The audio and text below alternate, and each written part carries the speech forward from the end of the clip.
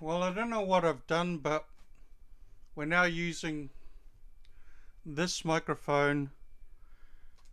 Um, this one isn't working anymore.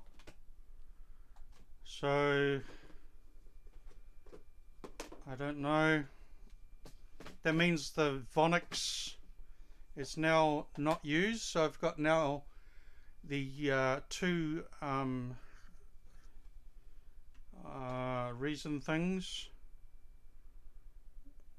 or whatever they're called, M audio, they're both obsolete. My little miniature Qvonix is obsolete, and this Vonix is obsolete. So how to un-ADHD everything? How about stick to one folder and one folder only? That's the challenge. They're gonna freak out with you using their website every 5 minutes. Okay, we're gonna have to go back to this. Well, yeah. So let's start with episode 2, and let's see if we can stick to one subject at a time. That would be quite a challenge. It's a much quieter microphone. Hello? Alright, it's okay. It's a microphone that we'll be using from now on. Okay, hi.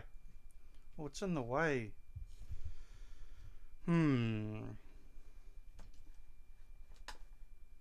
To expand the knowledge of student level ideas, this is most more beautiful time to the from the left. Just so yeah, first up, check if Jack Trammell was working for Atari while the 2600 was being churned out.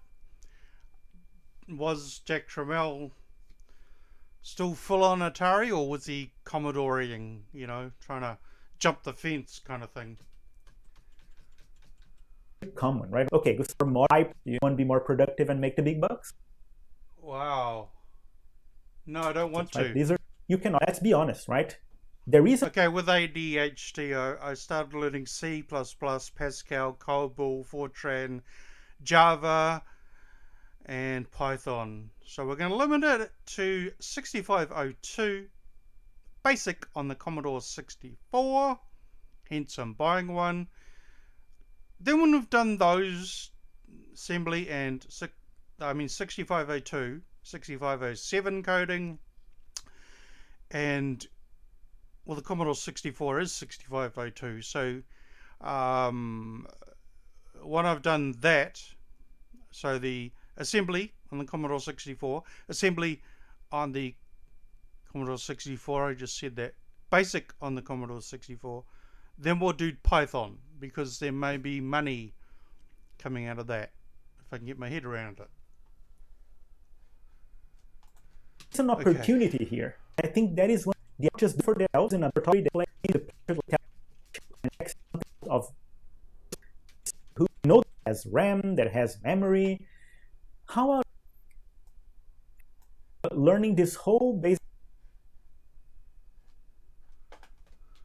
for some you have this really big like Pong. Yeah, so was Jack Trammell anything to do with Atari before this? And for the bigger picture, who were the nice, amazing people that worked on the Jaguar decades later?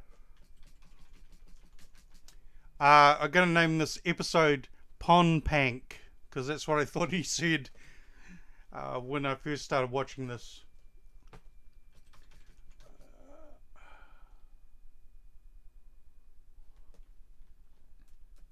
Don't worry, this is all copyright, so I can't play any of it.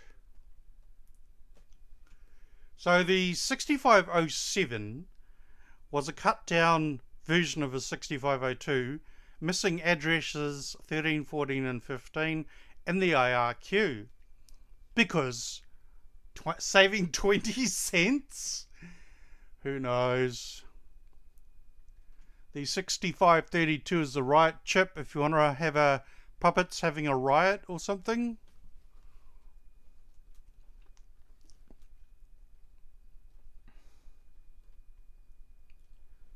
Okay, you can skip all that. I still don't know what my very first computer was. It was either an Atari 2600 or did we have ColecoVision in New Zealand? I don't know. All I remember was it was very confusing and I hated it. I didn't know what I was doing. And I know the first game I ever played was some sort of Mine Runner game. I'm getting an awful echo from somewhere. Hello? Hello? Hello? It's weird. I wake up freezing cold, now I'm hot. Okay, this is the important part. So there's the 6507, 6532, and the TIA. Now, this is ADHD again. I started learning basic electronics. So I got sidetracked. So I'm kind of trying to do both. Maybe one in the morning, one in the afternoon. Because they go hand in hand. So when I'm learning 6502, or in my case 6507, then when I learn NES programming, that's 6502 programming, which will then line up with the basic. No, it won't. Basic is totally separate. It'll tie in with the assembly I'm learning on the Commodore 64. So as far all I know to do with electronics now from watching that video is the squiggly line things, the is are resistors. You got 1, 2, 3 switches up there and 2, oh, can't remember, SPDP, single dip something, blah blah blah. There's the address buses. So I'm gonna get a picture of a bus and have the bus going, stopping for passenger 11. So there's the 16-bit address buses, the 8-bit data buses, because it was an 8-bit system. So Windows 64-bit just means it's got 64 data, what's the word? Data lines? Or are they data buses? I don't know.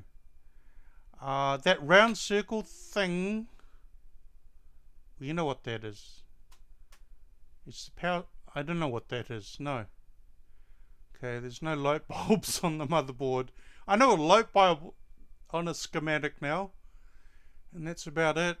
So we'll move on. So the 6507 micro compressor, put the microphone in on that side so you don't have to lean over here. It looks like it's got data lines and address lines. Oh, okay. You got address lines on the 6532, you got address lines on the 6507, and address lines on the TIA, which just means television thingy. Okay. So somehow the TIA goes to the old school RF out, and somebody's modified it to make that HDMI now. So good on them. If you knew what you were doing, you could rewire the TIA to accept an HDMI lead. Wow. So yeah, I'm going to learn the keep it in sequence, some sort of order. Apple IIe, I'm learning Apple IIe Basic, BBC Micro Basic, Commodore PET Basic, Commodore VIC-20 Basic, Commodore VIC-20 Assembly, Commodore 64 Basic and Assembly, and I'm also playing Elite, learning to play Elite on all those systems. So, doing too many things at once. Go past Bender. Okay, so here's the address bus and the data bus. So I'm going to call it a bus and I'm going to draw two buses, and they're going to smash into each other or let passengers on or off. Data bus can only carry 8 passengers, and computers only can talk only from 0 to 7. Computers don't talk 1 to 8, so there's 8 data buses from 0 to 7, and there's 15 address buses from 0 to 14. Is that right? No, 15. So there's 16 address buses. So it's a much larger company, the old address bus. They have 16 buses, so they make much more money than the data bus company, who I believe are going to get bought out by the midichlorians from the Nambu system to help Zardea land on the planet without being hit by skywalkers. What the hell? Okay, we know about data buses. Blah, blah, blah, blah, blah, blah, blah.